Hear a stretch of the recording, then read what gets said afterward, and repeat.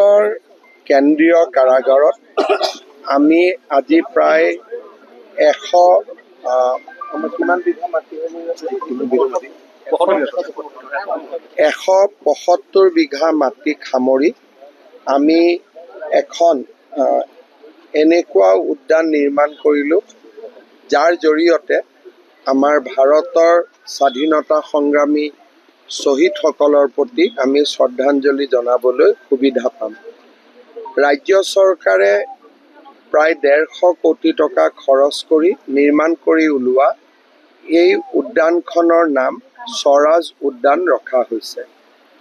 এই উদ্যানত প্ৰৱেশ কৰিলে আমি কুশল কোঁৱৰে যি স্থানত দেশ মাতৃৰ কাৰণে বলিদান দিছিলে, ফাঁচী কাঠ আমি ওচৰৰ পৰা দেখিবলৈ পাম।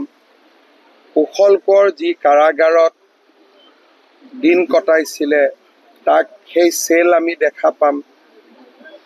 পীতাম্বৰ গোস্বামী প্ৰভু ঈশ্বৰে য'ত কাৰাবাস কৰি খাটিছিলে, তাক আমি দেখা পাম। কমলা মিৰিয়ে য'ত কাৰাবাস খাটিছিল, সেই কোঠালিসমূহো আমি প্ৰত্যক্ষ কৰিবলৈ সুবিধা পাম। আৰু ইয়াৰ লগতে অসমৰ স্বাধীনতা আন্দোলনত অসমৰ পৰা যিসকলে শ্বহীদ হৈছিল, তেখেতসকলৰ নাম সন্নিৱিষ্ট কৰি আমি কিছু কলামো নিৰ্মাণ কৰিছোঁ। ইয়াৰ লগত যাতে সমসাময়িক প্ৰাসংগিকতা থাকে, তাৰ বাবে অপেন জিম, আমাৰ চিলড্ৰেনৰ বাবে খেলা ধূলা কৰা এটা এলেকা, আৰু 1000 লোক একেলগে বহি চাব পৰা অপেন এয়াৰ থিয়েটাৰ এটাও ইয়াত নিৰ্মাণ কৰা হৈছে। ভৱিষ্যতে ইয়াত আৰু আমি কিছু এলিমেণ্ট সংলগ্ন কৰিম, যেনেকৈ আমি ইয়াত কেইবাটাও পুখুৰী আছে, 2টা প্ৰাকৃতিক পুখুৰী, 2টা আমি নিৰ্মাণ কৰা পুখুৰী।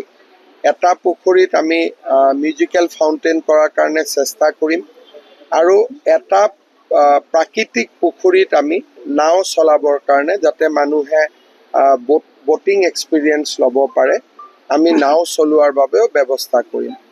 আৰু ল'ৰা ছোৱালীয়ে খেলিব পৰাকৈ টয় ট্ৰেইন আদি আমি আৰু কিছু খেলা বস্তু সংলগ্ন কৰিম।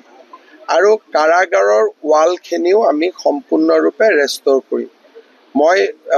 মই ভাবোঁ যে এই উদ্যানখনে আমাৰ নৱপ্ৰজন্মক স্বাধীনতা সংগ্ৰামৰ যি ইতিহাস আছিলে, তাৰ লগত আমাক সংযোজিত কৰিব, আৰু যোৰহাট আৰু ওচৰ চুবুৰী বা ওচৰৰ যিখিনি জিলাৰ ৰাইজ আছে, তেওঁলোকে ইয়াত আহি কিছু পৰিয়ালৰ সৈতে সময় কটাবৰ বাবেও সুযোগ পাব।